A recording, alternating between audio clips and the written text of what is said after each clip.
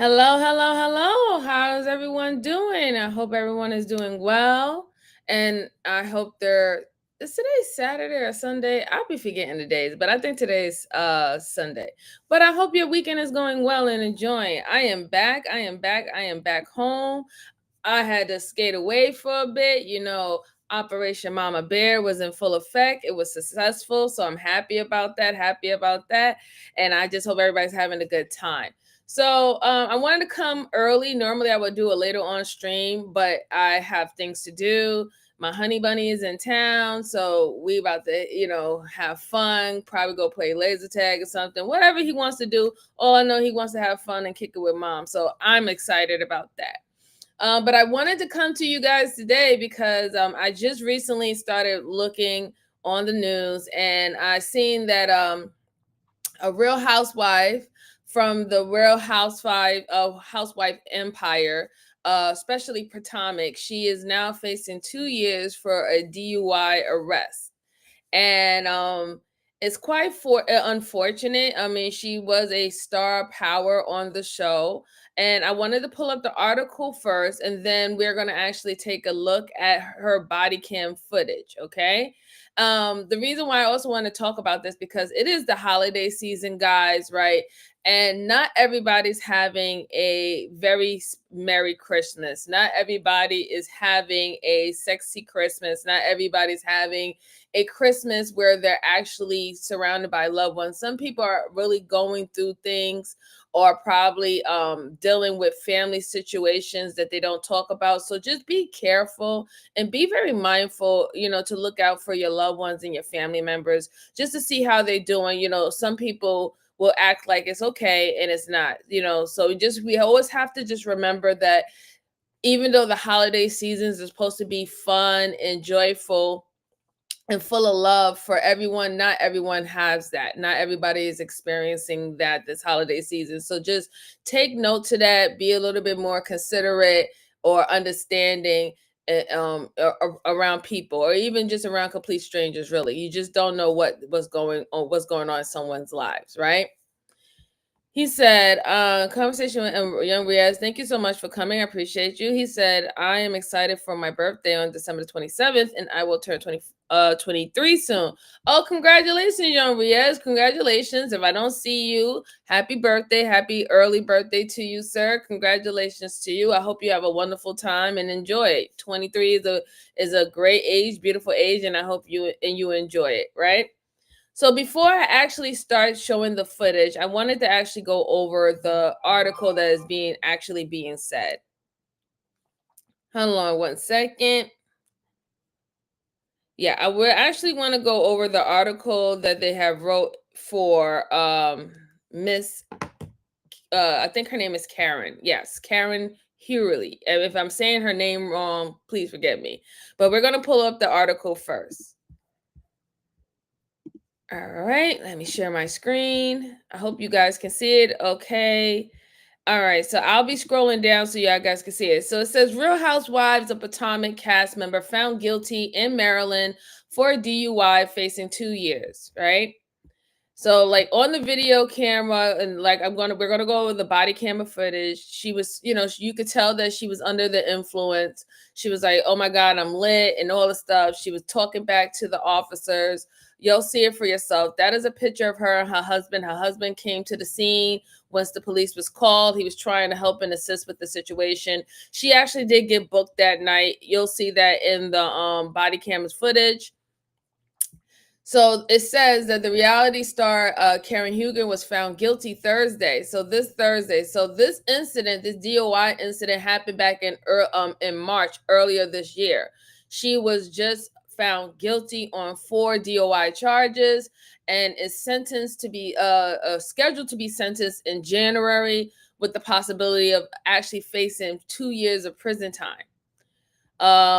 Huger has been a mainstay in the Bravo series of 8 active Real Housewives franchises, profiling the daily life and social drama of affluent women across the country. Known by fans as the Grand Dame of Potomac, right? 61-year-old Huger is one of only 3 cast members of the Montgomery County set show who has been on each of the shows since it's premiered in 2016. So yes, her big thing, she was named as the the Grand Dame of Potomac, right? Like everybody knows her, very affluential. She was pretty much somewhat control of the societal norms that go on in Montgomery County. And Potomac is a very affluent county out there in Maryland, highly affluent Black families to be exact. So it says Huger's longevity on the series could be in jeopardy as the reality star faces 2 years in prisons after her DUI conviction. Huger's sentencing has been scheduled for January 29th, so I will be looking out for that to see about the sentencing. Hopefully, I'm sure she should have gotten very good lawyers. Hopefully, she can do at least 2 years probation, if anything, or probably have to take a alcohol test or a breathalyzer test of every 6 months. Hopefully she can get something like that, especially since nobody was hurt in this DUI accident. Nobody was hurt. No outside bystander or anybody was hurt, even though the potential was there. She suffered a couple of bruises, her wrist, her ankle. That's about it. They also said that if somebody was in the car with her, I'm not sure if it was a part of the production company or a cameraman that was in the car with her, but there was someone who was in the car with her. It wasn't her husband. So it said on March 20, Huger apparently crashed her Maserati in a medium and then swerved off the road, according to the Montgomery County Police Department.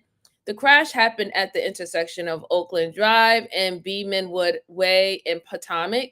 The reality star's luxury car was the only car involved in the crash. So Montgomery County Police released more than an hour of body camera footage from that night, beginning with the police approaching Huger and a man who appeared to be inside the car with her after the Potomac crash, and ending in questioning room at the police station at Bethesda at around 1 a.m.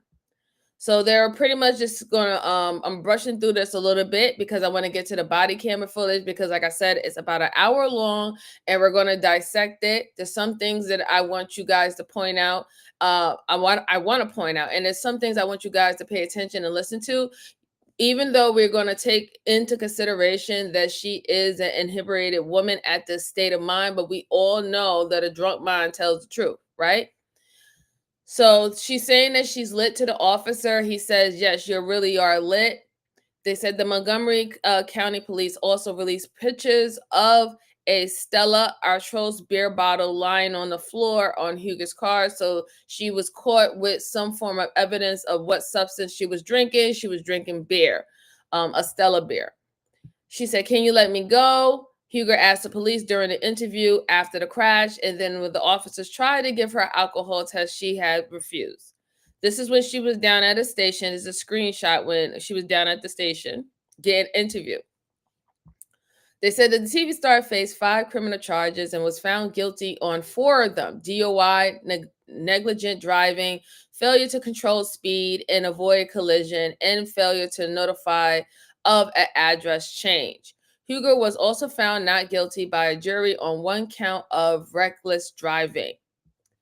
Huger's DUI arrest became a topic of conversation for the cast of the Real Housewives of Potomac during the show's 9th season, which premiered in October.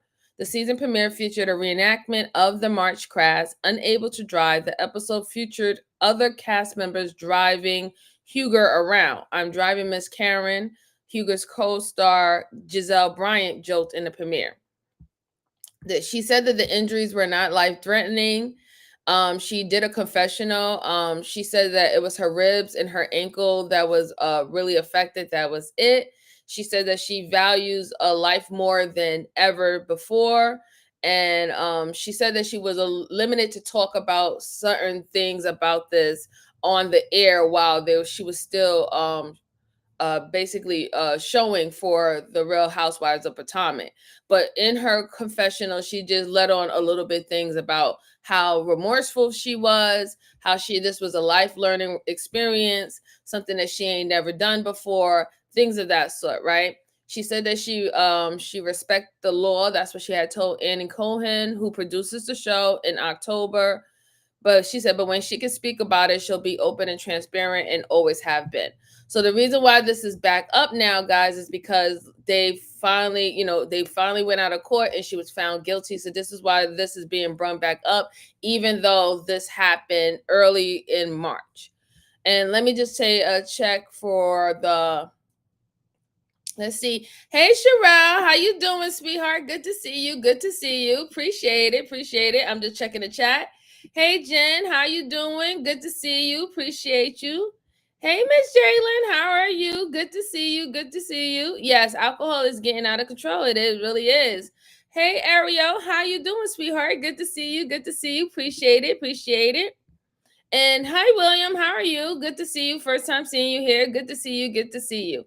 All right. So now we're going to take a look at the actual the body cam footage of the night of March, when she had got into this DUI accident. And I want y'all to pay attention. Like I said, a drunk mind speaks the truth, right?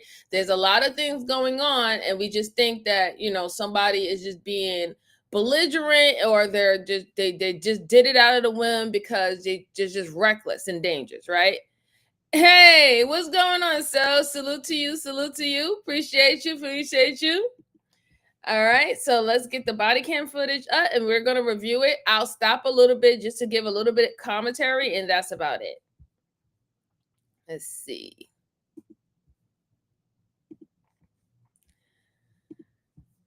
All right.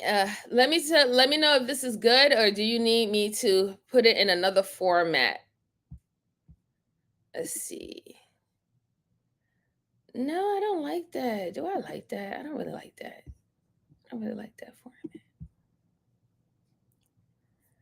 Can y'all see this? Or is it too small? Nah, I don't like that either. Okay. Yeah, we'll do it another way. All right, so here we go. Check that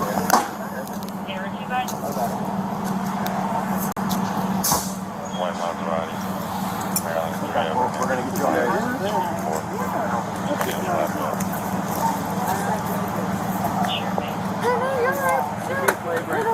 Right here, man. Right here. Yeah, we're just gonna check you out. Yeah. Just check you out in the ambulance. You wanna walk? Alright, we'll let you walk. And then we'll... Yeah, okay. I'll walk. Alright. Okay. Yeah. Alright. Yeah. So just keep going. I know. Yeah.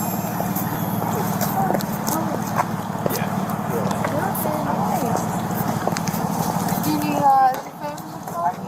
Alright, let's get you in the ambulance. I'm Officer Baxter County Police. Just let you know everything's being video and audio recorded at this point, alright?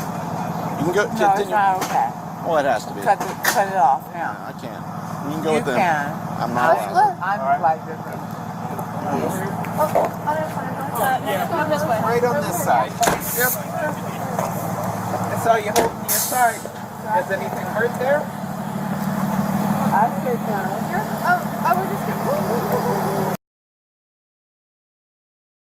So as you can see, she's quite liberated, and she's also already given the officer attitude. He has a body camera, so now she doesn't want to be filmed, but according to his law and the new policy down there, the body camera is going to stay on. As soon as they go out of the car, the body camera is on, and it goes off at a certain amount of time. They have no say so over it, but she's already saying no, cut the camera off.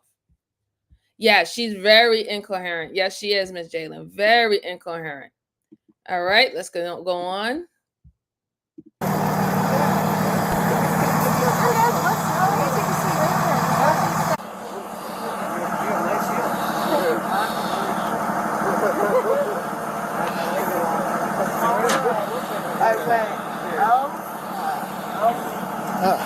Okay. Ma'am, how are you? Just so you're aware, we all wear cameras, record audio and video, okay? I don't give a fuck. Okay. Karen, please, I need don't to say see her anything. driver's license. Okay. No. Karen, Okay. hold on. Hey, So that is her husband. sir, she's not free to leave. I understand. Okay. I No, understand. I am. No, Ray, I am. Get your I bag. am, Ray. Get your I'm bag you. here. I'm you. And Hold he- it. Hold it, honey. Hold it. Hold it. I didn't do this. They Huh? did. And no. Okay. I don't know what this is. Watch out, there's some barf on it there. Ray, There's take some me throw time. up on it there.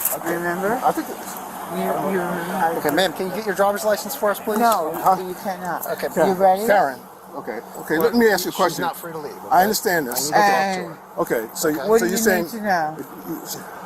What do you need Hold to on, know, hold on. sir? Let me answer his questions. And No, then I'll- I am the no, person that was Karen. driving. Okay, you were the I person know that was what driving. I understand that, but I need your driver's license. Can you get me your driver's license, please? No.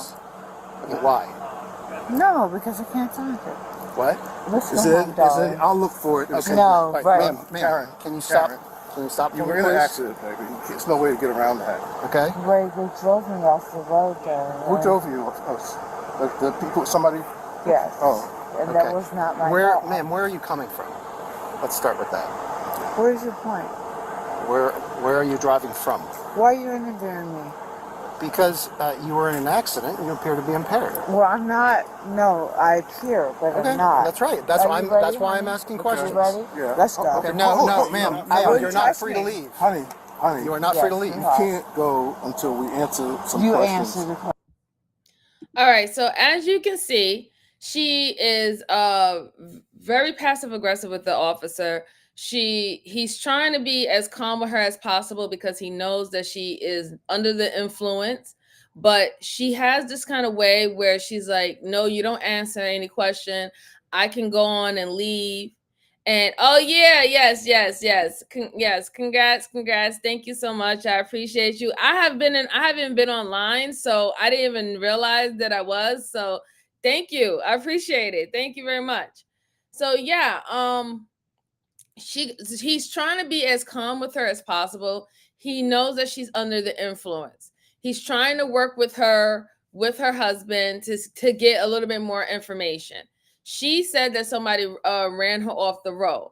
However, there is no one there, or there's no other vehicle that's being shown that let it know that it was a two-car incident.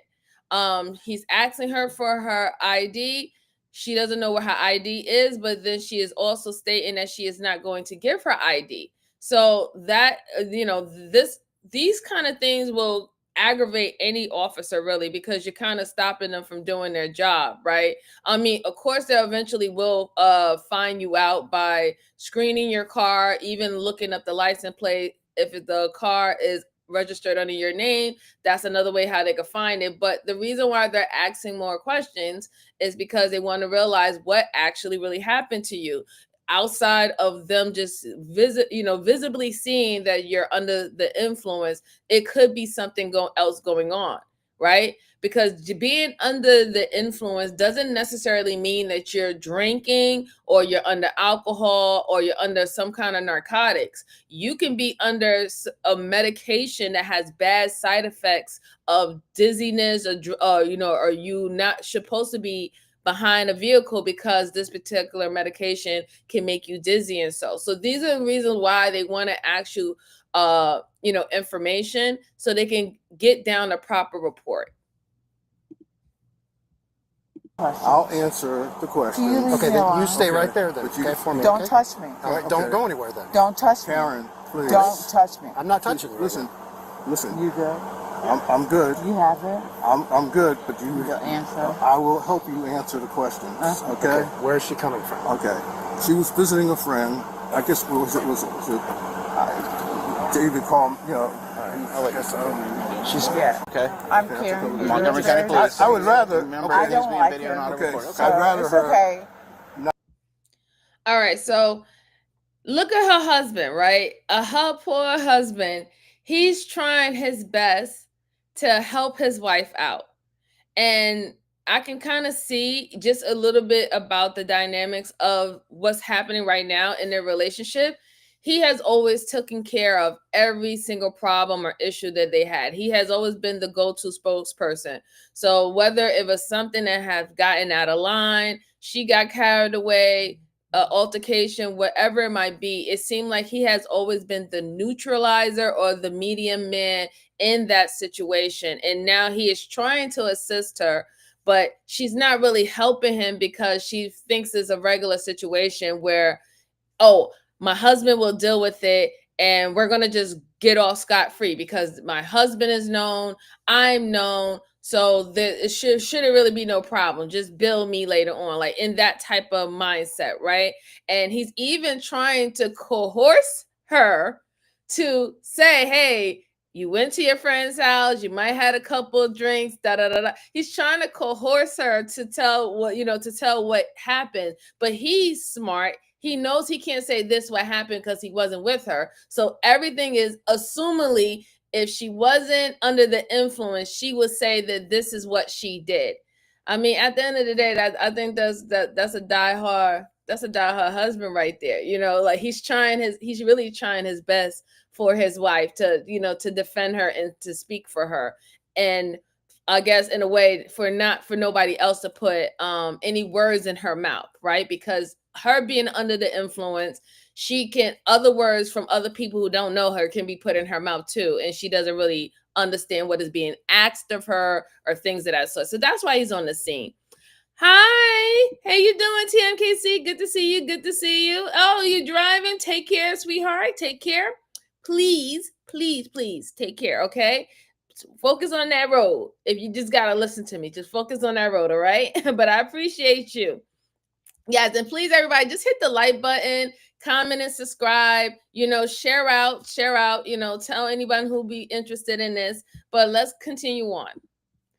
And you're right, Ariel. Yes, Ray is the best. Ray is definitely the best. He's trying, boy. He's trying.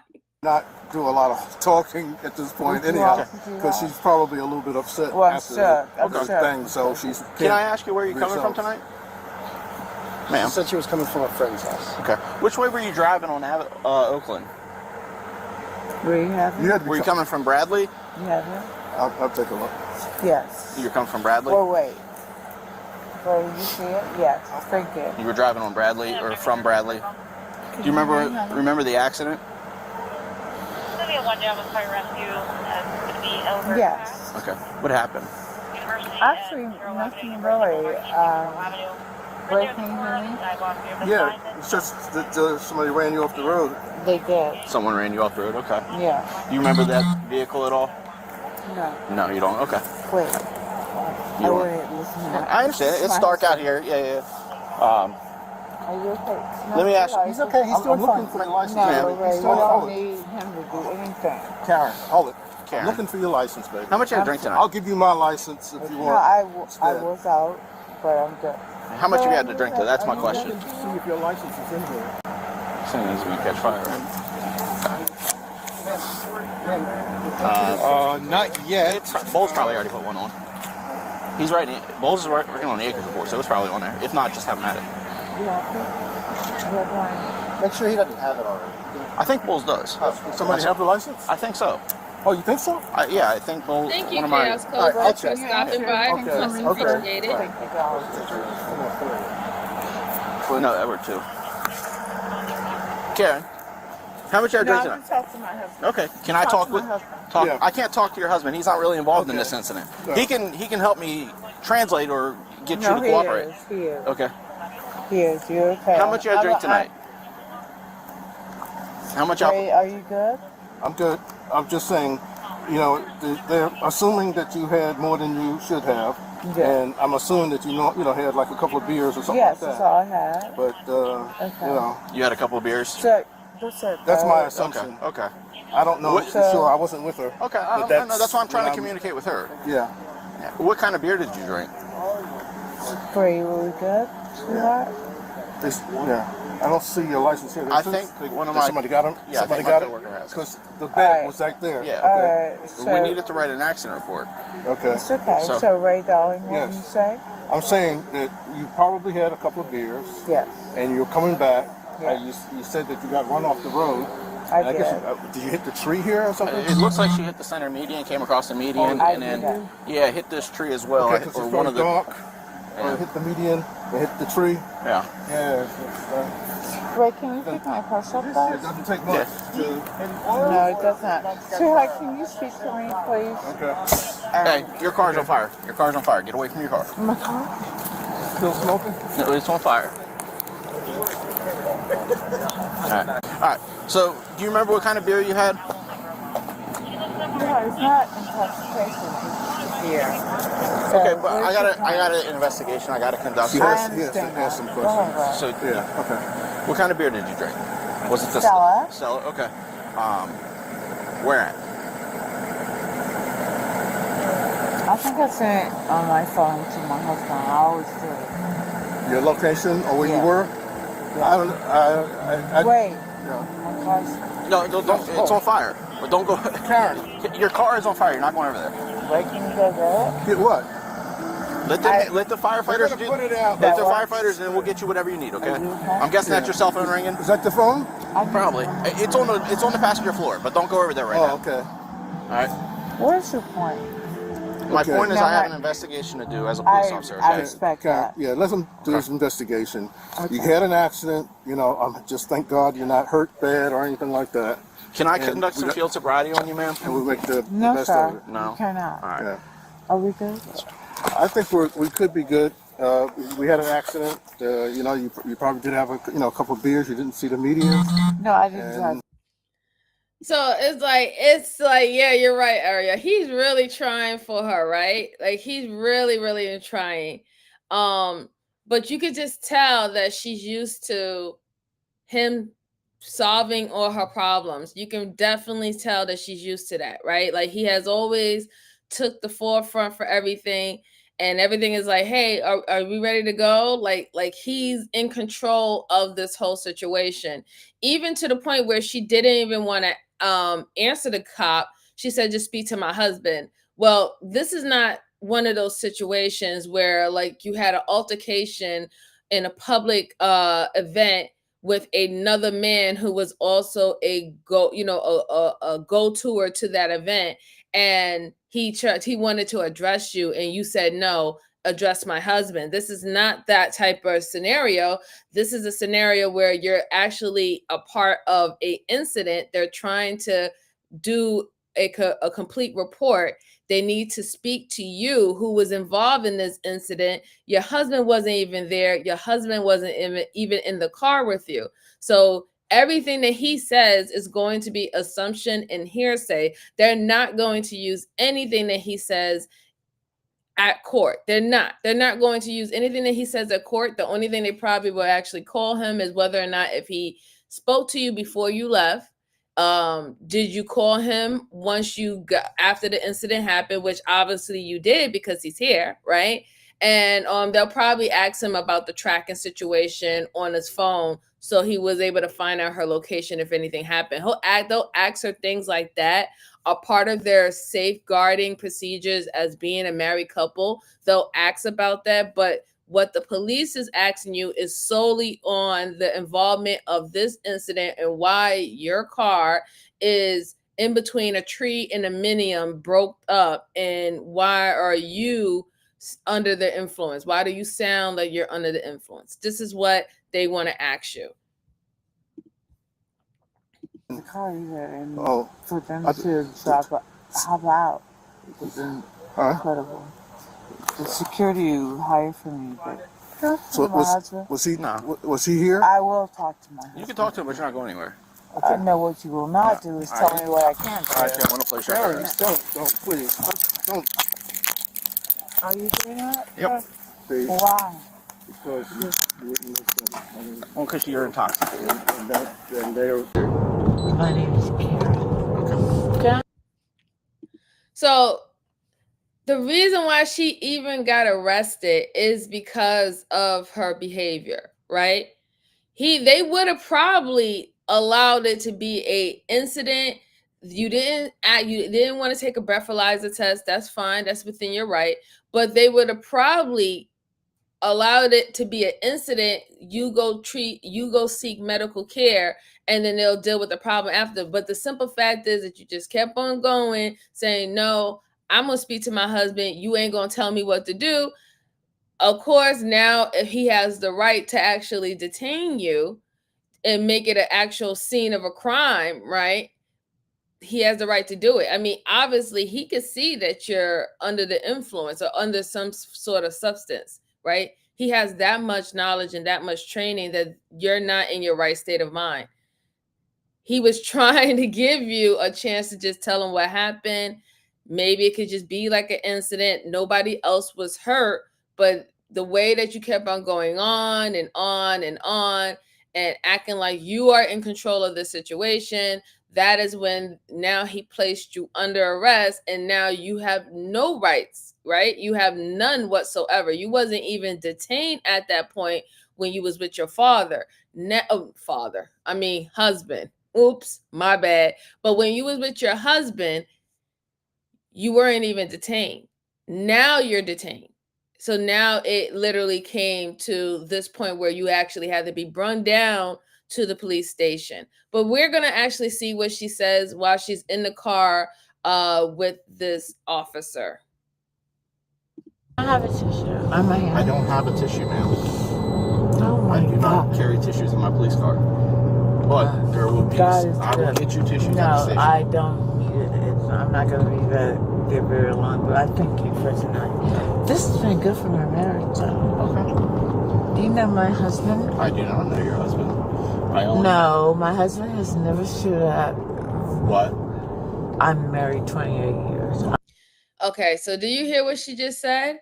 She said, I thank you for this moment. This has been good for my marriage. She said this situation, her getting into a DUI, almost potentially unaliving herself and also possibly unaliving another person if there were anybody around, was good for her marriage. She said she's been married for 28 years. And then she said that her husband has never shown up, or I guess paid attention. So it's like now it's just like she's alluding to the officer that there's a lot of problems and issues that's going on in her marriage. But we'll go on. I think God. Oh, this is the most stunning thing I've ever done. I hear him right. I should have probably taken a cab. You probably should have taken a cab, yes. Thank you. Or an Uber. But I'm very rich. And Ariel, you are correct. She is actually way younger than Ray. Ray is 77 years old and Karen is 61 years old. She was born in 1963. So truthfully, like what? She's about 16, 17 years older than her.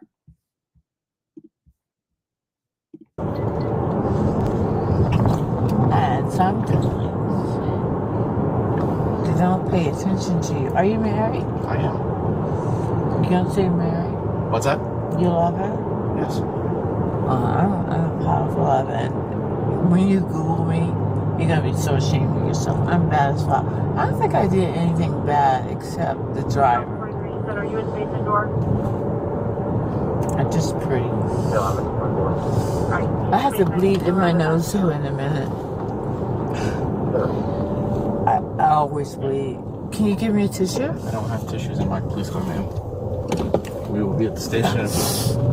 Yeah. No, I'm a slave on this door. I just bought my slave plantation. I just wouldn't fuck with me.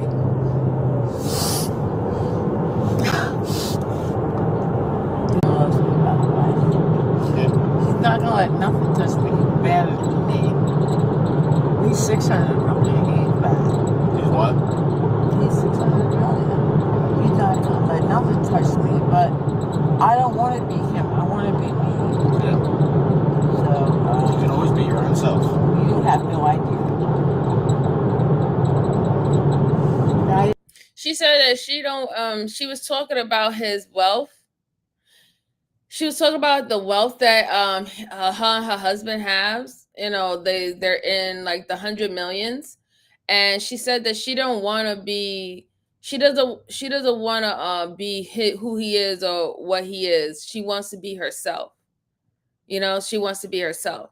So in a way, she's kind of feeling like she's putting up a facade and she's been living a life that requires her to act a certain type of way, and she in a way that she's tired of it. She's tired of it cuz she when she's speaking with this officer, she talks about a lot of stuff in reference of her marriage.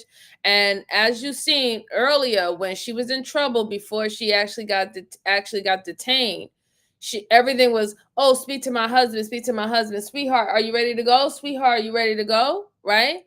And but now the way how she actually talks about her husband in the police car is completely different than how she was interacting with her husband prior to actually getting the cuffs on her.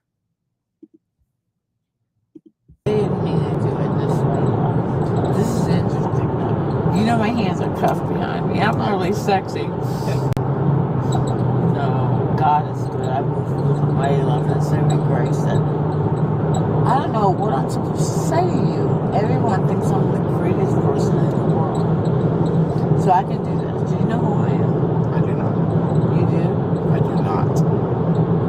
Well, I'm the Real Housewives of Potomac. They call me the Grand Dame. I am 750 million debt free. And the man that you saw with me, I've been married to him for 28 years. yeah. I love him. I'm surprised he showed up. Well, I mean, that's a good husband to show up when your wife's. No, I don't need anybody. I'm fine. No, but you don't necessarily need What's your anybody. name? My name's Kyle. I'm Karen. Thank you. They call So as you can see, we looked at and we saw Ray being a very thoughtful husband, right? He was there for his wife. He's trying to talk to the officers. He's trying to keep her calm and for her not to say anything foolish or implicate herself into, 7 million in debt. Yeah.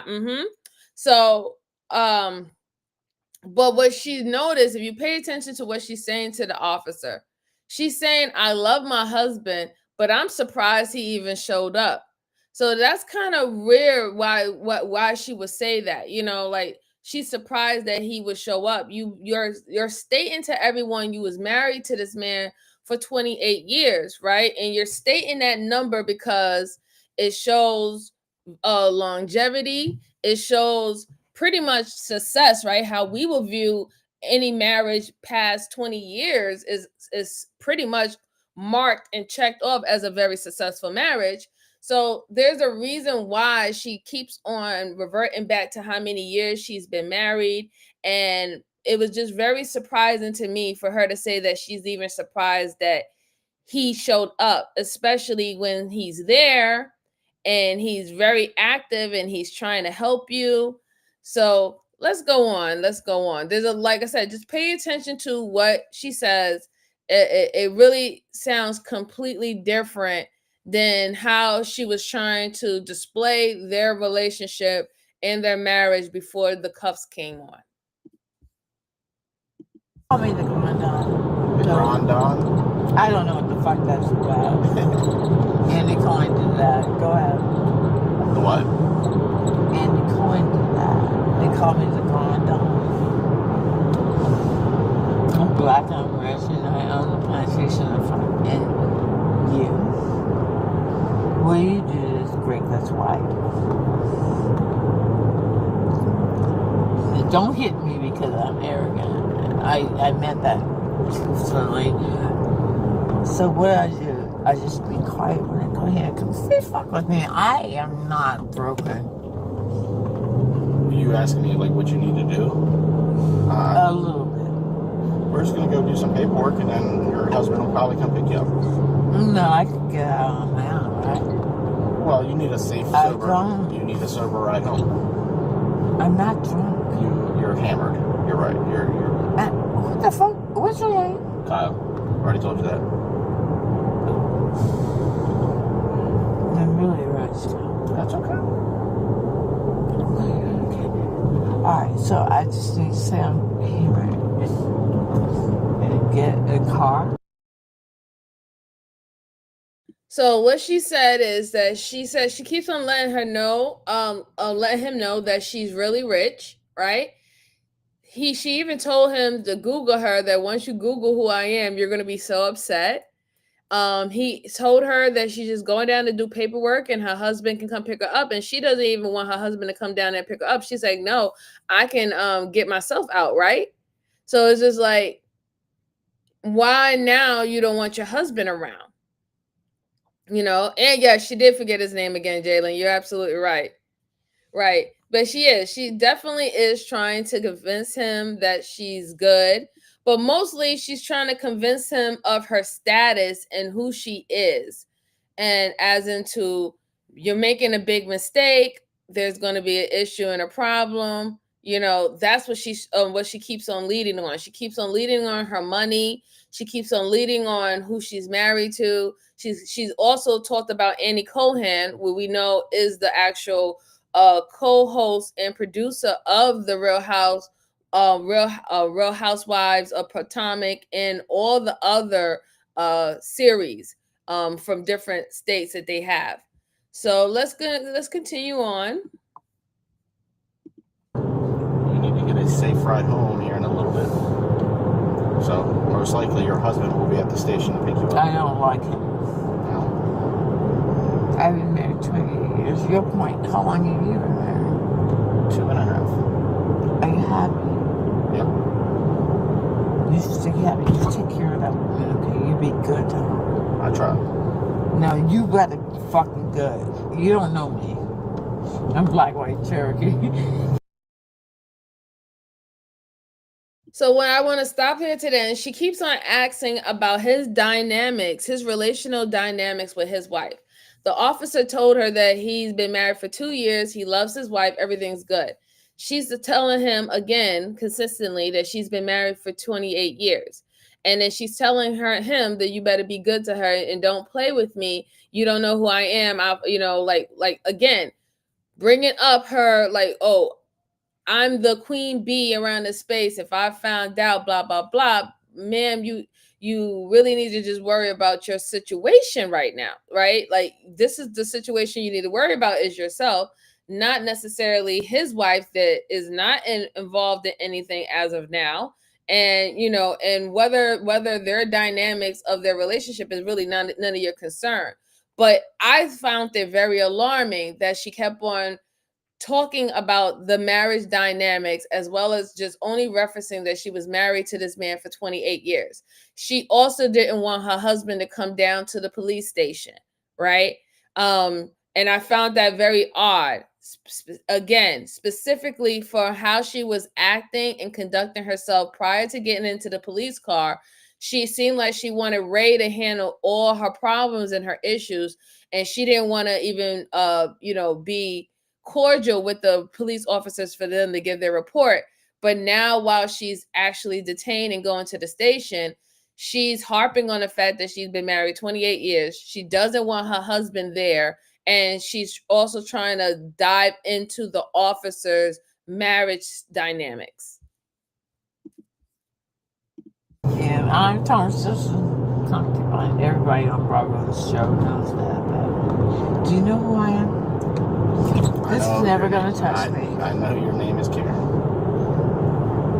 Well, I am the Real Housewives of Potomac, and I'm going down, and I'm really glad you guys stopped. We didn't stop you. You were.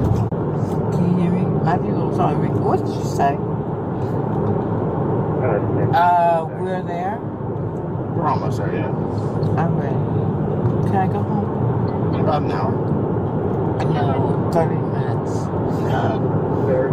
Cut it down. Can you hear me? Can I hear you? I'm not talking to you. You're not talking to me? No. But don't you have your own private security? My husband, they call him Black Bill Gates. He's mine. Get me out of this car. It's mine. It's mine. See, when you love your wife, it's called loving. It's not love you. Can I get out? Here in a minute. Can you let me out very quickly? I don't want. Where the fuck are we? In Bethesda. Okay, where? Downtown Bethesda. Okay. I'm done. I have to get out. Okay, we'll be out in a second. How long's the process? No one's gonna stop me. I told you, probably about an hour. Not at all. Okay. You really like me, don't you? I don't know you. I know. I don't have a problem with you. I just don't know you. No, much you love me. Can I get out? In a few seconds. I hate this. My husband is 77. Can we just get out? What's that? Your husband's 77 and you said 60 something? I just turned 60. I've been married 30 years. Can we get out? We're getting ready to park here in a second. I love him very much. He's too old for this. Do you have my phone? No, I think your husband has it. Oh, fuck. Your wife is your age? What? Your wife is your age? Yeah, we're a year difference. Alright, can you unlock me now? In a second. Thank you.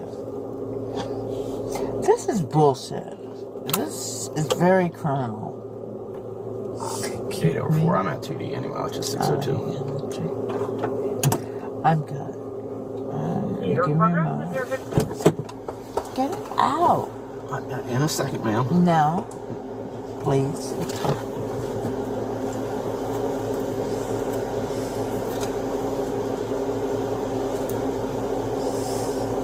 Could I? Can you move me? Yeah. I love you too.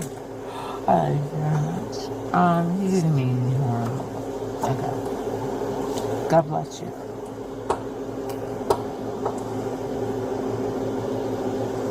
Can you just get me out? In a few seconds, ma'am. I am irritated. Okay. Are they gonna lock me in a cell? This will freak my head. So, hey, Kiki Star, thank you for coming by. Yeah, that's the lady from the Real Housewives of Atlanta. Not of Atlanta, but of Potomac. Right. She had a DUI incident back in March. The reason why it's being brung up back now is because she has been charged on 4 counts for this DUI car accident or car incident, and she faces 2 years in prison. She was charged, she was found guilty. So this is why it's coming back up now. But if you also hear what she was saying, right? She went back again talking about she was married for 28 to 30 years. She has been married for 28 years. She let the officer know that her husband is 77 years old. She's 61 right now. She's 61 years old, okay? So if you really think about that, if they've been married for 28 years, she's 61 and he's 77, that means that he was 49 when they got married and she was 33. She was 33 years old when she married this 49-year-old man, and they've been married for 28 years.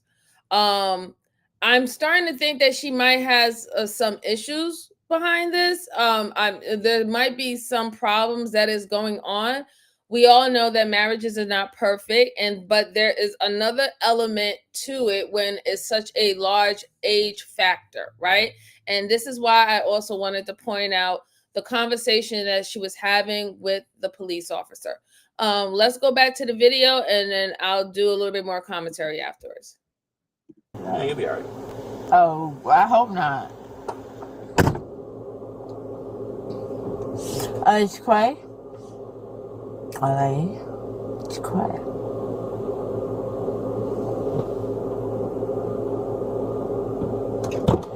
You know I hate you, right?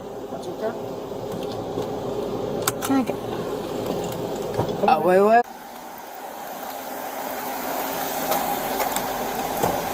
You know I hate you, right? That's okay.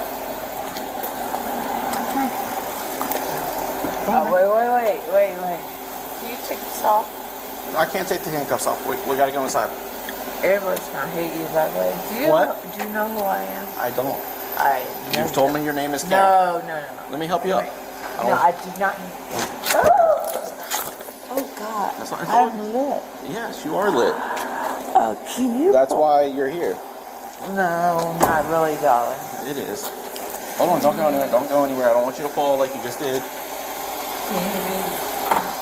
I just saw other car. I know, because you're drunk. Let's go this way, ma'am. You know what? Do I know who you are? No. No. You've asked me. Watch the step. Thank you. And I'm walking up the street. He has a timer on. Come on. He's good. And I'll walk up the stairs. And I'm out there. Careful. Just having a night. Careful. We're good. Okay. All right, just stand right here for a second. What's that? Come inside. Alex, what? Karen. Yeah. Thank you. Karen.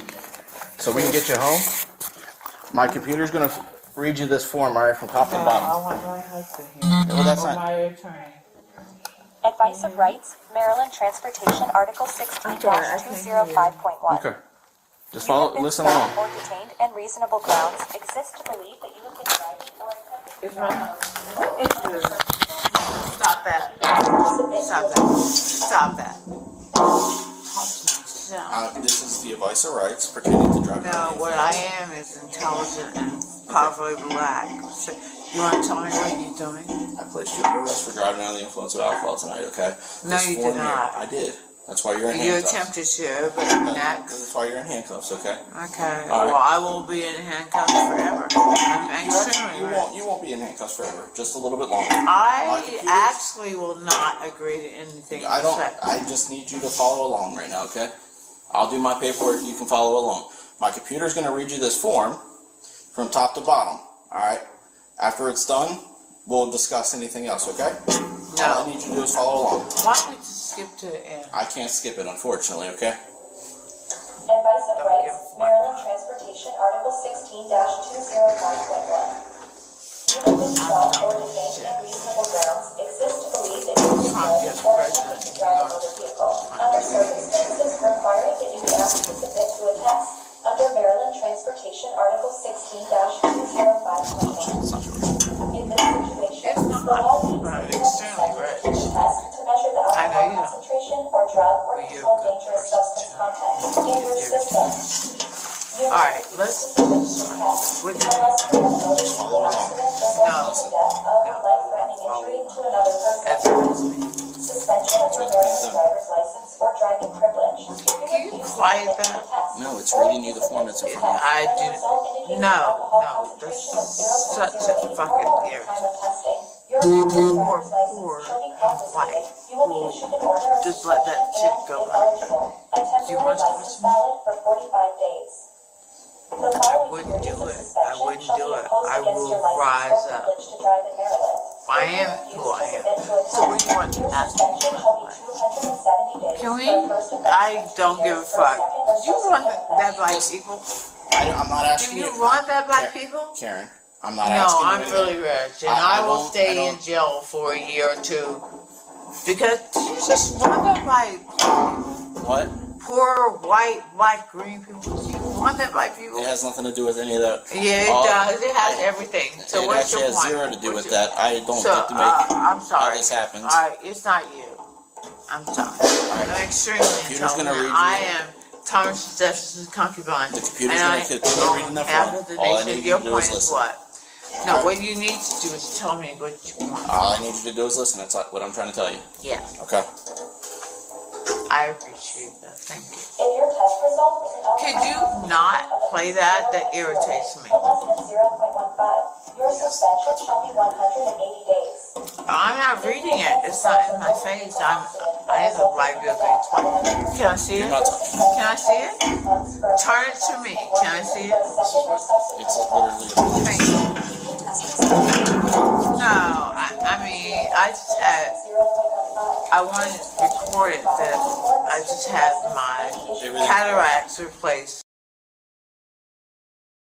So we can all see that she's inebriated, right? We all see it. But the thing about it is she is not dumb, right? Even though she is under the influence, she knows not to sign a damn thing, right? She also knows to talk about things as in cataracts. She knows how to talk about her wealth. She knows to talk about her big network of people that she knows and things of that sort. So she's not as like,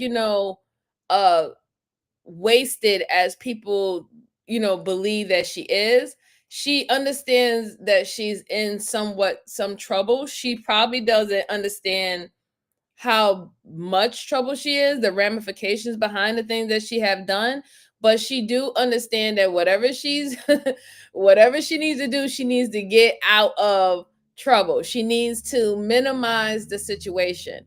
So, I just want people to take that in mind. She knows not to sign a damn thing. I'm not signing nothing. I don't care if you have a computer speaking to me and telling me everything that's on that paper. I am pushing it away. You're not getting a signature from me. She's on it. She has her wits about her, but not about how serious the situation is. I am here, and I'm ready to stop. So, what is your want? Can you stop with all that? You can, but I can't hear it, and I say that. Stop talking, you could hear it. You hear me? No, I wouldn't speak to me that way, sir. Thank you very much. But I say to this recording, I cannot hear it, sir. So thank you. I can turn it up and start it over. Do you want to tell me what it's saying? It's saying everything that's on this form. Oh, that's Listening called to that. reading, and I have an attorney. So I need a moment for an attorney. Do you know which attorney you want to talk to? Yes. Who? Can I get my phone back? I don't have your phone. I have several Your husband. attorneys. Huh? Can Do you know the name? I can Google it and get you a contact number. I get my phone back? I don't have your phone. Your husband has it. I know. So I cannot give you your phone because your husband I has have attorneys, and can I get my phone back? it. I do not have your phone. Well, so I don't have an answer for you yet. Okay. But I will report that accordingly. I think it's important. Okay. In your point? Do you know your attorney's name? I did. What's your attorney's name? I have several attorneys. I have 3. Can you name I don't know which one is the point, so. Give us a name. Why don't you tell me?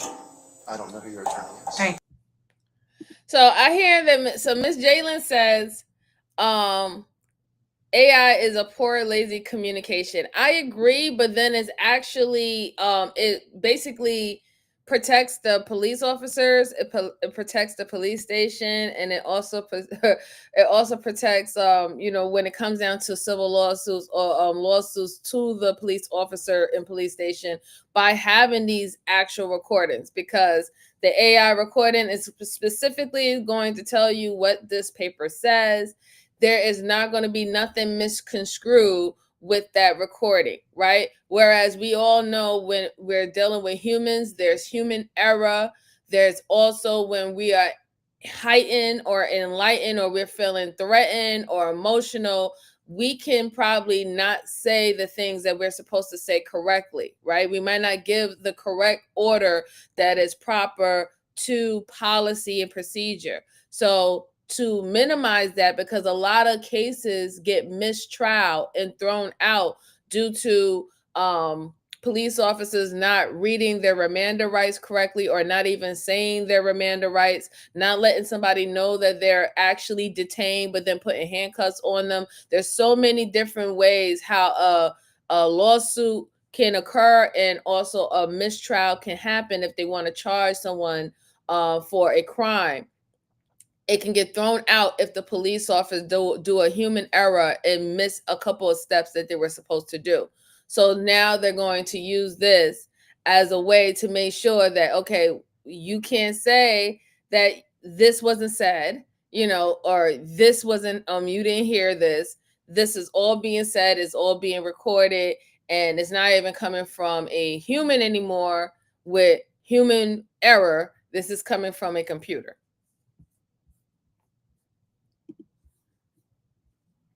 Thank you. So are we okay? Yeah, we're okay. Thank you. Do you want me to play the form again? No, I'm really good. Oh, I have to at least get you through it once. Oh, you did, sweetheart. No, we started it over because you said it wasn't loud Alright, enough. you can start it again. Rights, Maryland Transportation, Article 16-005.1. You do this to dumb people. And they agree? That's how you do it. Certification. I, the undersigned police officer, certify under the penalties of perjury that I have advised the driver of the above stated rights and sanctions and have provided the driver with the aforementioned advice in English and Spanish. Read before signing. It was kind of sad for her to even say that. She said, "Do you do this to dark people? This is how you do us." It's very, it's unfortunate that she say that, because we do know the certain situations that happen. We all know that she is a Black woman. Whether she has anything else in her lineage, that's up for discussion, but she is a Black woman. But for her to have to point that out, that was just kind of like, don't try to play the race card right now, ma'am, because this don't have nothing to do with your race. This doesn't have nothing to do at all. In fact, for the simple fact that she even brought up about how dark-skinned people get treated, they get treated, or the stories that they have told about being treated when it comes down to dealing with law enforcement is quite different than what you have actually experienced, right? You was able to have a conversation with the police officer. The police officers did not initially try to put you in handcuffs. They did not throw you to the ground. It was none of that occurred. Everything that led up to you now being locked on the bench in the police station was literally solely your doing. Whereas a lot of people can have experiences where they didn't even get a chance to speak before they were pretty much apprehended and placed in cars and weird situations and tight handcuffs and more than 4 people on them. Like, there's been so many situations that people have and did not endure this civil treatment with law enforcement. So you can't really try to pull the dark or the Black people card in this scenario. I, the undersigned driver, acknowledge that I have been read or I have read the above stated advice of rights as certified by the police officer. I understand that this requested test is in addition to any preliminary tests that were taken. Having been so advised, do you now agree to submit to the test? Officer check driver's reply. Yes. Agree to submit to an alcohol concentration test? Yes. Agree to submit to a test for drug or controlled dangerous substance CDS? No. Alcohol concentration test? Refuse no. Drug or CDS test? Refuse DRE, must complete and submit DRE certification form. Hey Ron, good to see you. Good to see you. Hi, ma'am. I'm sorry. Yeah. How are you speaking to him? I'm trying. Okay. I'm rehearsing. So the form has been completed on the audio, and I know you really didn't. No, I'm not. Do you have any questions? No, I'm not. All right. Do you want to take an alcohol concentration test by giving the rest? No, I do not. Can you hear me?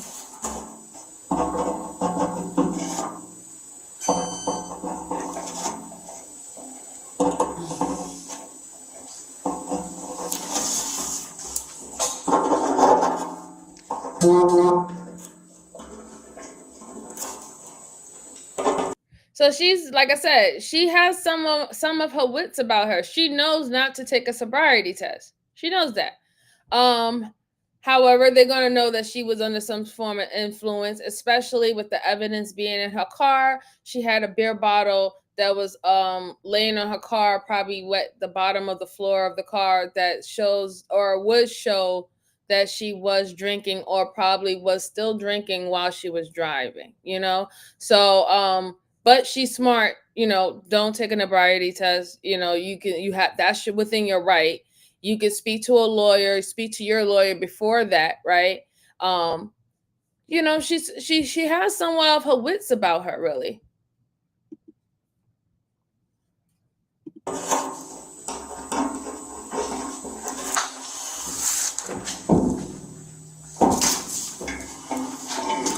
So when I say no, I cannot. I hear being very brave.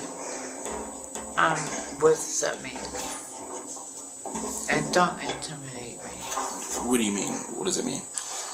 Do you want to sign this form saying you refuse to submit to an alcohol concentration test? Tell me what that means. That you're not going to provide a sample of your breath. And then how long do I have to stay? Stay? We're probably talking about another 25, 30 minutes. I don't. Sign that. Here? Yeah, right here. Right there. That's fine. Yeah. Alright,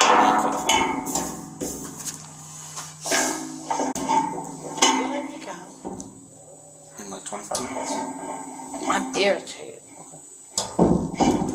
I'm extremely intelligent. Okay. I'm irritated. What part? I'm in Potomac? What? I'm in Potomac. That driver's license, Jerry.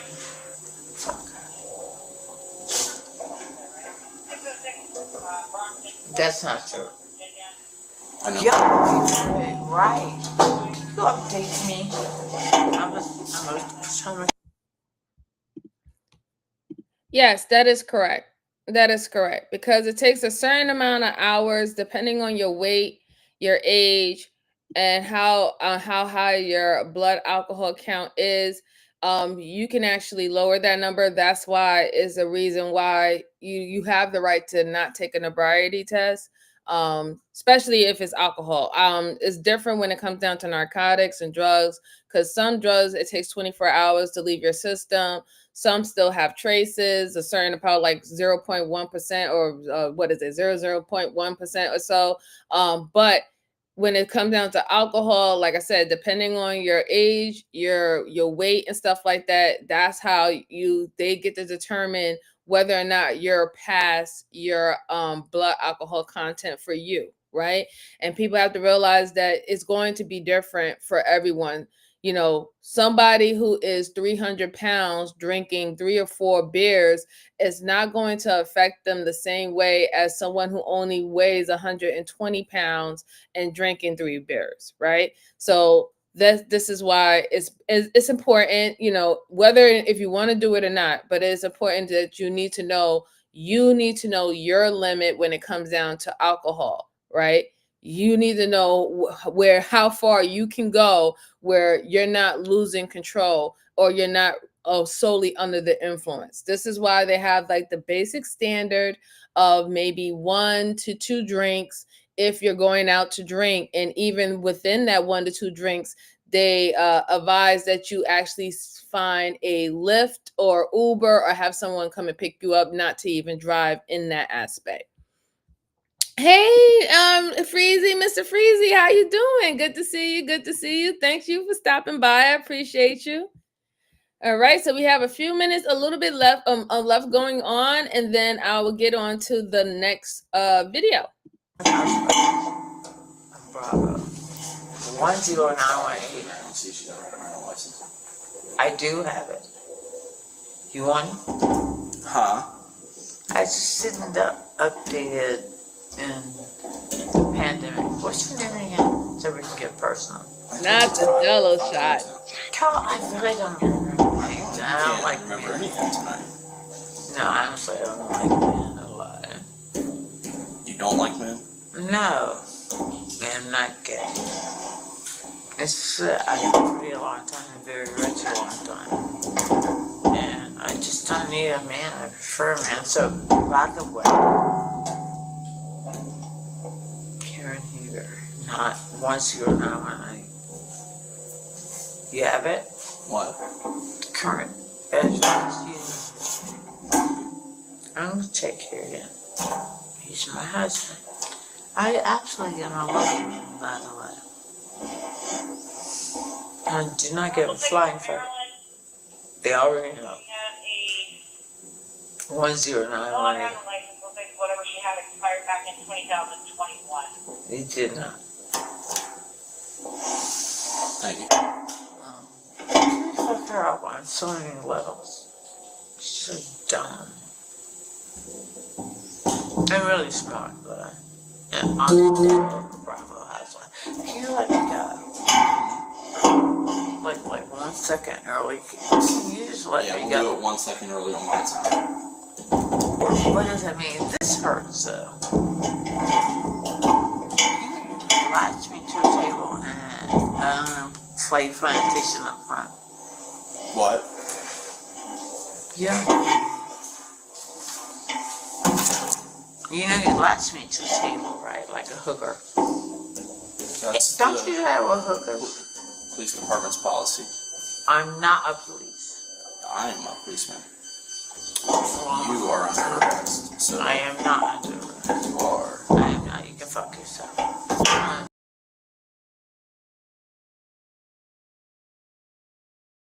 All right. So she said the last thing that we heard is that she told the police officer that she could suck it. And I hope that everything goes well with her. Like, again, she's facing 2 years, guys. She's facing 2 years in prison. She was charged. She got 4 charges on the DUI about negligence, drinking under the influence, hitting the medium, pretty much, I guess, not following rules and orders from a police officer. But I wanted to just paint a picture of the simple fact that a lot of things that she was said, it lets you know somewhat about what's going on. She's not happy in her marriage. Like, it really doesn't seem like she's really happy in her marriage. The way, and this is my opinion, this is not God honest to truth, but I'm just going off of the things that she was doing and the things that she was saying. It seemed like she had gotten too drunk. She made it seem like her husband is not necessarily there for her. She made it seem like she was sick and tired of keeping up with the Joneses, not really being herself. Like, she has to fit a mold that her marriage has created for her, and anything outside of that is carrying you wrong. Carrying you wrong. This is not acceptable. So she always felt like she had to have this certain type of standard in life. She tried to use her wealth. She tried to use her name. She tried to use the job that she does now, being on the Real Housewives of Potomac, anything to try to garnish fear in the officer to not do his job. She tried to disrupt him from getting a report. She wanted her husband to pretty much talk to the officer and tell his story about what happened or what transpired, even though he wasn't even there. He wasn't even present, so he doesn't even know what happened. He's just assuming off of the character of the woman that he'd been married for 28 years about what happened. But it does really say a lot. Let's see. And she said, in these PDFs gets probation. Yeah, exactly, right? Mr. Freezy said, I was told she also thinks she's better than other ladies on it. Yes, exactly. She was considered the what do they call her? The grand dam, the grand dam of Potomac.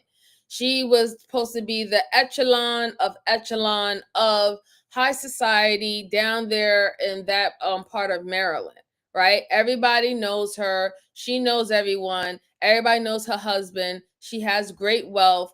Everything goes and flows around her. So she really tried to play up on that, thinking that the police officer was supposed to know who she is, what brand she's associated with, and thinking that she was going to be let go.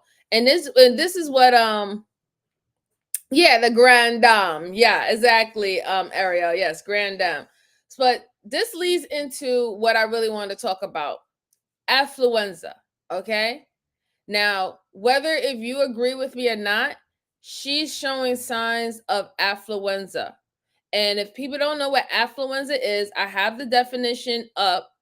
Again, this is a very fairly new term. This is not psychologists are talking about it now. It haven't been made an actual mental illness when it comes down to psychology. It hasn't fell under that yet, but they are mentioning now, especially after the situation with the 16-year-old back in 2000 and I think 2012, 2013.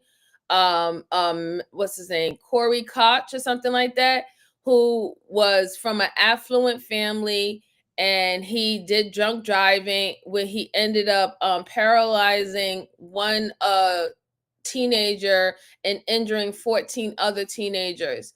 And he was able to get out of jail on probation due to his psychologist stating that he suffers from affluenza. That's exactly where the term came from, is from his case, because they merged affluent and influenza together.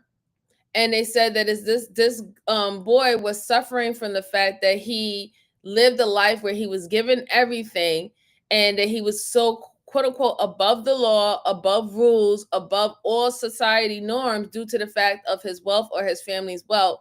And that because he didn't know anything better and he had no experiences of having hardships or anything like that, that it's not fair to penalize him for the life of being given everything, right? Pretty much being the child who was born with a silver spoon in his mouth. He shouldn't be faulted for that type of lifestyle that he was grown up in. And he was able to get 6 months probation while he was on probation, his mother took him and fled to fucking Mexico.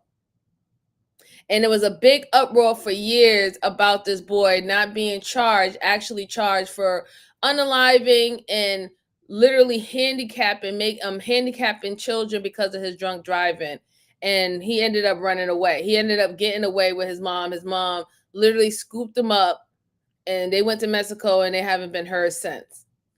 But to show you guys the definition of affluenza, to let you know that I'm not just talking about my ass, this is actually something that's going on. I have pulled up the Google, let me know if y'all can see my screen, but I have pulled up the Google affluenza symptoms, right? And we're just going to go over it real quick. So it says affluenza. Let me see if y'all can see it. I don't even think I can see it. Okay, let me pull it up bigger. No, that's not going to work. No. But I can't see all of it. All right. Well, I'm going to read it to you guys. Sorry about that. So I'll read it to you. Okay. So it says, affluenza is a term used to describe a psychological state of extreme materialism and consumerism that can lead to negative mental and financial health. Symptoms of affluenza include focus on work, materialism, guilt, lack of motivation, dissatisfaction, self-image, relationships, and empathy. And I just don't want to read the whole definition about it, but it's just pretty much saying that you're preoccupied with earning money and working when you say you focus on work. Tendency to be extremely materialistic and consumed of a lot of it. That's materialism. Guilty, feelings of guilt. Lack of motivation is self-explanatory. Dissatisfaction, chronic dissatisfaction with one's current situation, meaning that you're not happy or content at where you are. Self-image, a self-image that is directly tied to your financial status. We've seen Karen pretty much she showed that while she was getting arrested, how many times she talked about her status, how she had to let the guy know about the show, told him to Google her, that she was going to be upset. Then you have relationships, strained personal relationship. As you see, one of the symptoms was how she kept on showing how she was there's something going on with her marriage. That relationship has become a strain on her life, even to the point where she tried to dive into the dynamics of the officer's marriage to see whether if he loves her, treat her good. She didn't even want her husband to come down to the station to come pick her up. But when her husband was there at the scene, she tried to throw everything on him for him to pretty much make this all go away. And make this all go away. I'm not asking questions. I'm just talking to him. You talk to my husband, make this all go away. And then empathy, a lack of empathy, right? Which she clearly just showed. She showed that she didn't have no empathy at all. Then it says affluenza is not a medical or a psychological diagnosis. The term is combination of the word affluence and influenza. It was popularized in 1997 by a documentary and a book of the same name. Ethan Koch, right? That's how I'll tell you about the teenage boy, Ethan Koch, who drove drunk and killed 4 people at the age of 16, became the poster boy for the term after his attorney argued in trial that he had affluenza and should receive rehabilitation instead of prison. So that was a big uproar, guys, because like I said, a lot of people felt that he deserved to go to prison, and he didn't go to prison. He got rehabilitation. He got this probation to go home. And what did he do? He ended up dodging the states. Him and his mom, they ended up dodging the states and dipping. So those people who had lost their lives, they didn't, where was their justice, right? Where was the justice for the parents who lost their children and or whoever? There is no justice. He's gone. He didn't have to serve no time. And this is where it actually sprung out from. Hey T Thomas, how you doing? How you doing? Happy holidays. Happy holidays. And I appreciate you so much. Shout out for the super chat. I appreciate you, sir. Thank you so much. I really, really do appreciate you. Absolutely. Thank you so much. You don't know how much that means to me. Thank you so much. I appreciate it. And see, Young Ria says, Jeff Hardy is a famous example. Yeah, exactly. James Jalen said, "Well, the Mendez brothers fell under the same umbrella." I know they're trying. I know that they are definitely trying. I've seen that some of the stuff that I listen to, they're definitely trying. Let's see. Yes, please. If you want to join MJ's membership, memberships are available. I also do have a store available. I have a couple of samples of the Corner Boys cup sweet t-shirt sweatshirt that's coming, and I also have the Caliente cup and the corner girls and the move around sweatshirt for the girls that's coming to my house. And I'm going to show y'all the example. And if y'all are interested, y'all could just go ahead and log into the store if you're interested in being part of the Corner Boy and the Corner Girls community. Okay. But thank you so much for mentioning that, T. Thomas. I definitely appreciate you for mentioning that. And like I said, shout out to the membership. I will be doing membership only lives. I also will be adding only membership content there. So stay tuned to that. I have a few of that coming in. Gallete, Miss Jayla, gallete. So the last thing I want to show you, since we're talking about affluenza, I want to show you the PBH a TV show that they had back in the 1990s, I think, about affluenza and the escape for affluenza. So I wanted us guys to check it out. Oh, you said there's no link? Hold on, let me pass it. Let me see if I can pull it out for you. Hold on one second. You know, they be acting crazy sometimes, so I'll just have to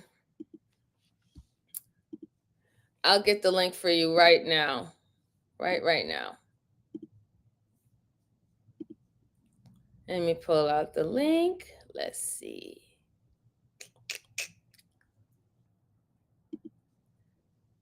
Okay.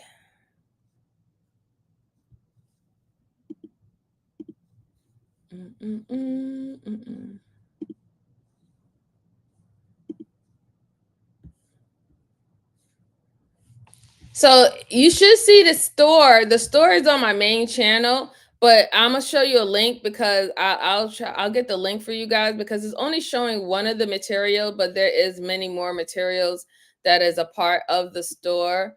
So let me see if I can pull that out for you guys while y'all are patiently waiting.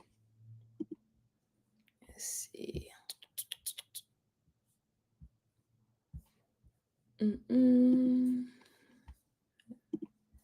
to go that down?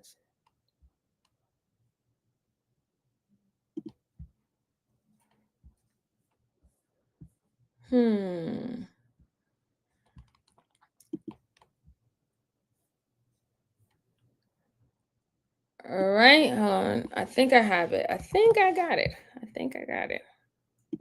Let me just add one. Talk too much, really?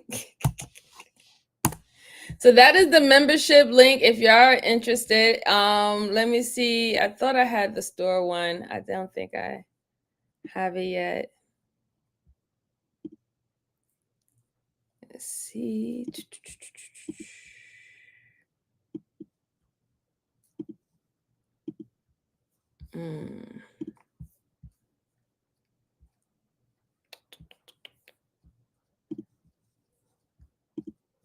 All right, I think I have it.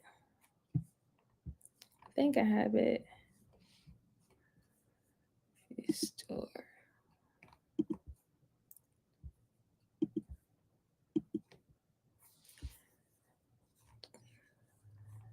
All right, here we go. I got it. Okay. So if you're interested in any of these items, you can check out my store that's associated with the account or with the channel. And you can get your corner boys or your corner girl stuff if you're interested. All right. So now we're going to get back to what I was talking about. The affluenza. I wanted to pretty much show that they've been talking about this for a while. And they actually did a PBS hour type of show about it. And we're going to just go over a little bit because even though affluenza is associated with the wealth and the rich people, right? I do see some of the same traits of affluenza being shown with people who are not even rich, right? We just think about all the people who are not rich or not wealthy, who are living very regular, smegular lives or have regular jobs. Look how they act, right? They do everything. They do the most to keep up with, visuals, right? To make them seem like they're more than they are, right? They will literally make themselves broke just to keep up this facade that they're living this so quote unquote type of lifestyle and everything like that. And that type of pressure. So I see the same type of pressure as someone who's being of wealth, as is someone who is also trying to keep up with the Joneses, right? Because the person who is wealthy, he's keeping up with the Joneses because he's trying to keep that level of looking that I'm the person to go to. However, the things that people who are not wealthy try to do and to try to act like they are on the same level of these said individuals. I see a lot of similarities, but they just call it as that's what you are enduring or dealing with for being person who's born broke. They don't, you usually, when you have what these rich people have, affluenza, a poor person go to jail. They don't get rehabilitation like that, right? Rehabilitation is after they done served their time if they did any type of crime or anything like that. Whereas usually when it comes down to depending how great your lawyer is, you being from an affluent family, the go-to thing is just to rehabilitate you first before any kind of criminal you go into an institution or anything like that. It's always to rehabilitate you first, but then if they can't rehabilitate you, then we have no other choice to put you in jail. But then even in that, you don't even go to regular jail. You're not even in regular general population of the prison. You go to the special prisons, right? Because they have special prisons for political people. They have special prisons for military. There's a military part of the prisons or institutes. There's ones for the ones who's wealthy, esteemed. For example, Martha Stewart, when she was had to go to prison, her going to prison was literally going to another Martha's Vineyard. Okay, like it was literally like she was at her country home. She was able to walk around freely. She didn't have that much time restraints. Nobody was telling her to go to the bathroom. I don't even think she was even sharing a bathroom. She had her own little perfect little loft. She was surrounded by green grass. She could walk the garden and all the stuff like that, and garden and stuff. It was a complete different situation when she had to serve her time in prison versus anybody like myself or anybody else, right? So there's a little different facts to that. But let's get on to the video.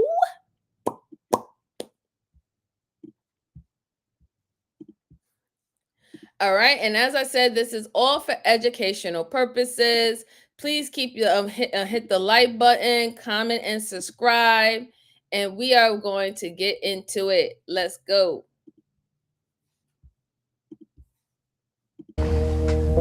There's nothing physically wrong with you. Then why do I feel so awful, so bloated and sluggish? Nothing gives me joy anymore. Not the house, the car, the clothes, the raise. Nothing. Doctor, I'm frightened. Well, do something. Can't you give me a pill? There's no pill for what's wrong with you. I'm afraid you're suffering from affluenza. Oh, my God. Why me? Is it fatal? It's catastrophic. It's the new epidemic. Well, there is a cure, isn't there?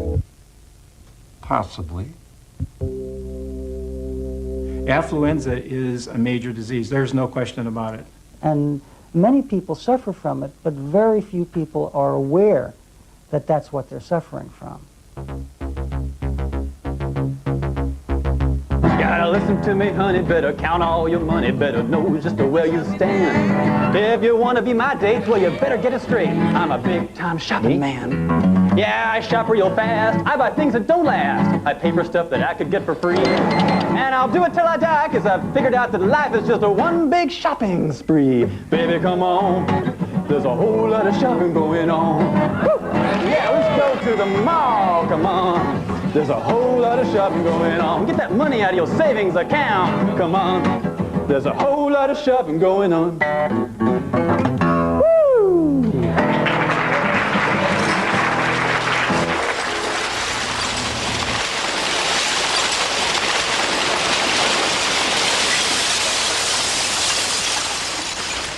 Hi, I'm Scott Simon.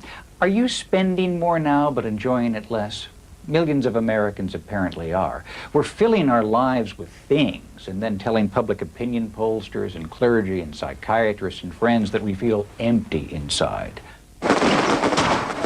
Never before, it seems, has so much meant so little to so many.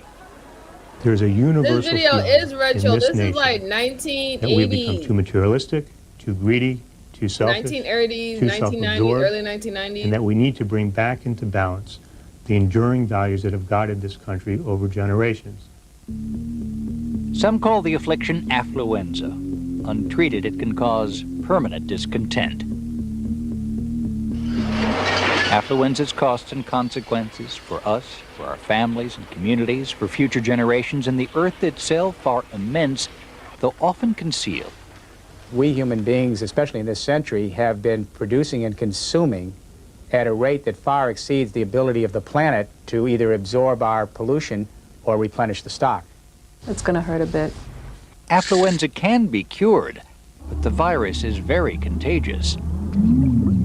Why now, day later? And it's been spreading for quite a while. I want a Corvette. I want a Pontiac too.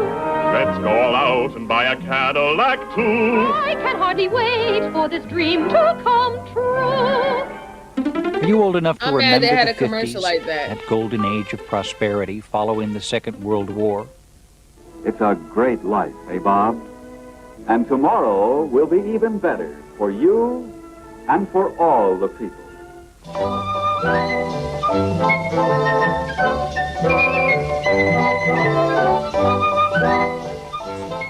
We felt richer then than we do now.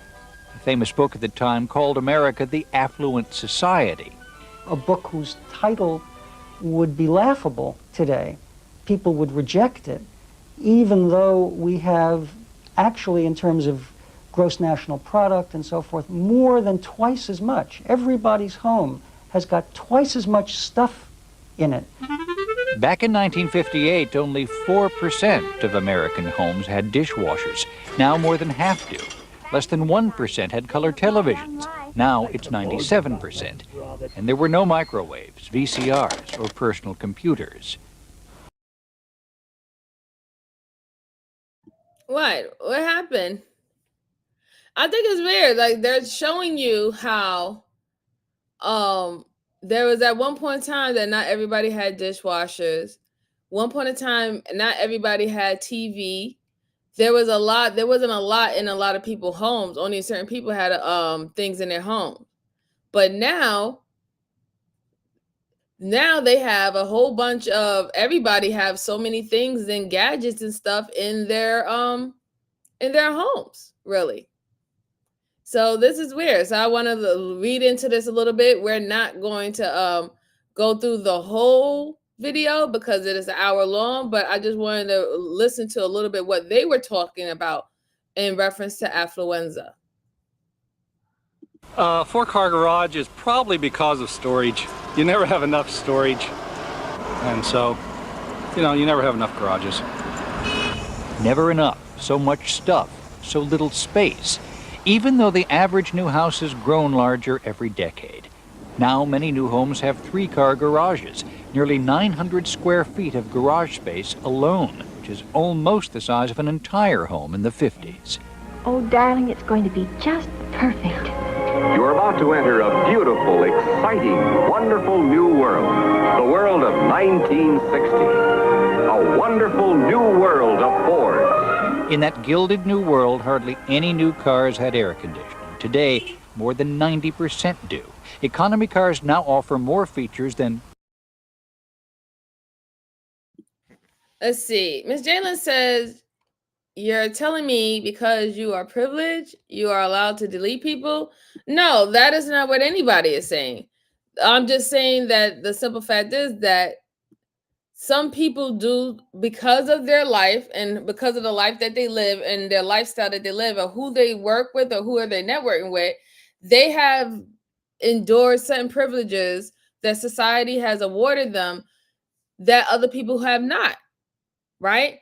And even to the point of committing crimes, they have been able to get away with it. They have had lawyers that have been able to work the system and find the loopholes to make sure that their client doesn't suffer the same type of fate as other people. And it just goes to show a lot about when it comes down to our society and when it comes down to social classes, right? Because a lot of that is pegged into resources and knowledge, right? Because a person who comes from a family who was always disenfranchised, they don't necessarily know about what avenues that they can take that can benefit them. They don't know what loopholes there are in the law and stuff like that, right? And they definitely don't have the resources to to get a lawyer or attorney who can represent them and who's going to fight and do the most to make sure that they get out the circumstances. And we come to realize that it all really lies around the fact of whether or not if you have that type of resources or if you have that type of educational background, that a lot of these situations that play out in court or even play out in our judicial system is due to the fact that you don't know anything, right? And mostly the mass people don't know anything, or they don't know the things that they can do.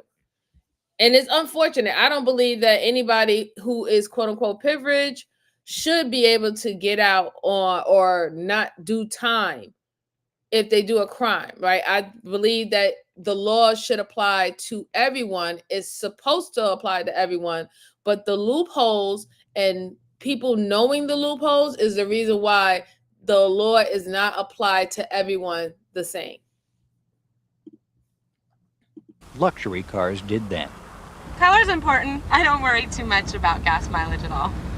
It's not something that I look at. A lot of money. Yes, it is. Today's hottest selling cars are expensive, gas-hungry sport utility vehicles. A lot of people, it's a status symbol, so they're willing to spend the $30,000 to $40,000 to drive one of these vehicles. Yes, fun to see, fun to drive, fun to buy. The new Chevrolet. Just as they did in the 50s, new cars still help us keep up with the Joneses. But these days we find it more appealing to fly. We fly 25 times as much as we did then. Sometimes we fly just to shop. Don't just stand there. Give me your credit card. Well, those East Coast stores really knock me out. They leave the West behind. Potomac Mills attracts more visitors than any other. Let's see. All right, so Miss Jalen said, what is the name for the poor people? They just call you poor. That's what they usually just say. Like if you're a poor person and you committed crime, you committed crimes because you're poor. They don't give you the whole, oh, you're suffering from being disenfranchised or you being without. Like there is no woe is me mental issue that helps the poor person who has to steal or who has to scam or do whatever not to survive. They don't feel upset about that. They like, hey, you know the laws, you know the rules, and you just supposed to follow it. And that's why usually when people who do commit crimes who are just regular people or even poor people, they'll say things like you know more better, right? You know more better. It is what it is. Live within your means. It's just not meant for you to have it. Work harder. Pick yourself up from your bootstraps. All these little terminologies, right? But it's never looked at as a mental illness, even though it's studies that can show that people who are from disenfranchised communities or poor people have way more trauma, social trauma, experience more trauma on a regular basis than perceive the wealthy or the 1% or the 5%. We are shown to have all these traumas and illnesses, but that never stopped anybody for having to serve the time for the crime that they have committed, even though you can pin back and say that they come from broken homes, they come from homes that had violence in it, whether it's domestic violence, substance abuse, whatever. They can pin that all back, have a whole history of that individual that will let them know that this are some of the things that could have had led up to this person taking this route.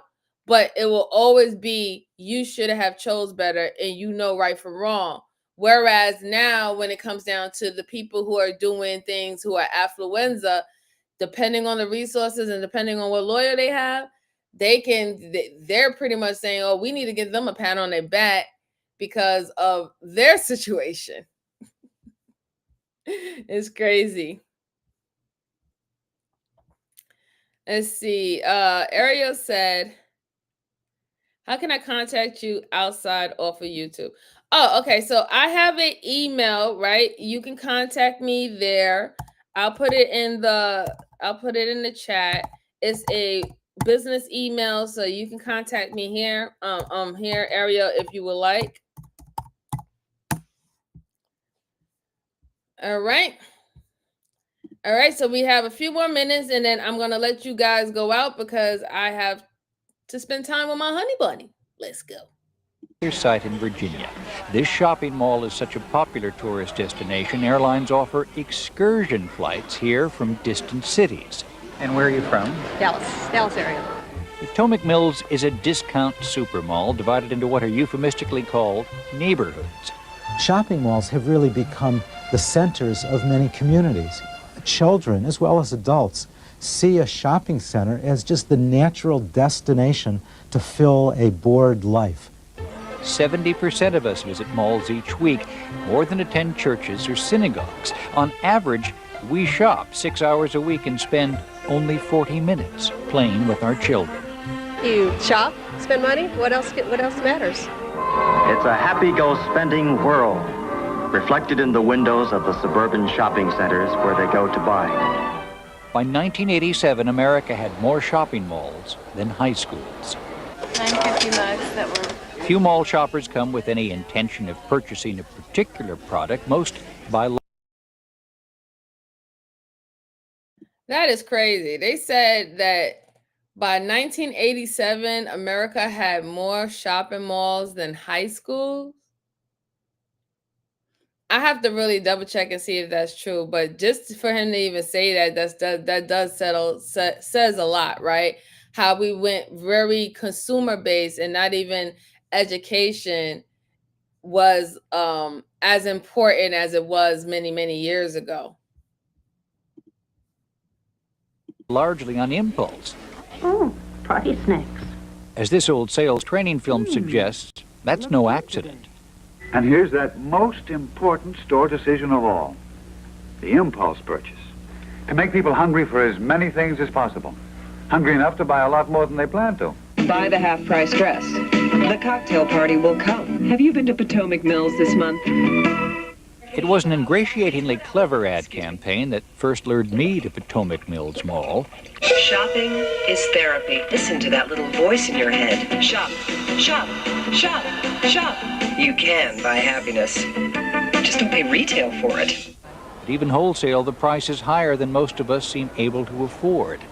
In fact, the percentage of Americans calling themselves very happy reached its highest point back in 1957. The psychological reality of people is that almost our entire orientation to how we are doing is based on comparison. That's why, as an entire society grows, people don't feel any better because they're still in the same relative position. There's the sense of being on an endless treadmill and of never getting to where you thought you were going to get. Still, we keep on increasing our consumption, partly by saving less and working more. In our research, we hear the same refrain all the time from people. I have no life. I get up in the morning, daycare, elder care, a 20 to 40-minute commute to work. I have to work late. I get home at night, there's laundry, bills to pay, jam something into the microwave oven. I'm exhausted. I go to sleep, I wake up, the routine begins the next day all over again. This is what life has become in America. Would Jesus be agenda-driven? I mean, would he carry a beeper? Can you imagine him getting beeped out of the Last Supper? Richard Swenson, MD. He could be called an affluenza epidemiologist. If you look at all the countries in the world that have the most prosperity, they are the same countries that have the most stress. Dr. Swenson is convinced that much of the pain his patients suffer is a result of what he calls possession overload. It could be physical symptoms. You might have headaches, low back pain, hyperacidity, palpitations in the heart, unexplained aches and pains. It could be emotional problems. I mean, it could be like depression, or it could be anxiety, sleeplessness. You find that your life is being taken up by maintaining and caring for things instead of people. Everything I own owns me. We've had a lot of sickness this year, incredible amount of sickness.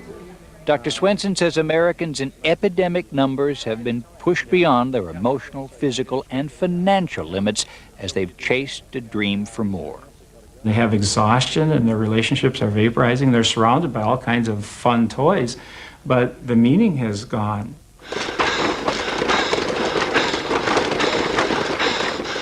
The secret to a good relationship can be found in new strawberry kiwi jello. New improved Trident.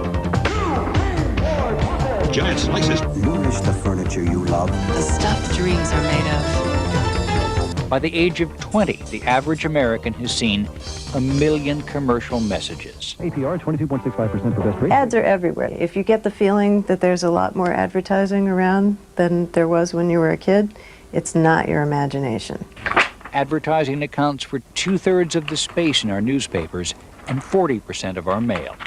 America spends $1 billion a year on billboards alone. The extreme is the billboard that was proposed for outer space that would project logos that would look about the size of the moon, visible to practically everybody on Earth. You got a big future ahead of you, kid. You're going to be asked to endorse products.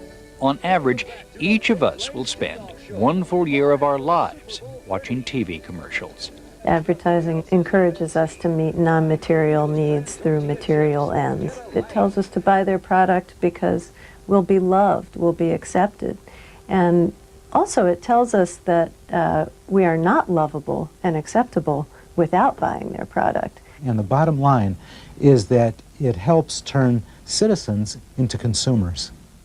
Attention mall shoppers, there is a clearance at the shoe store. The process.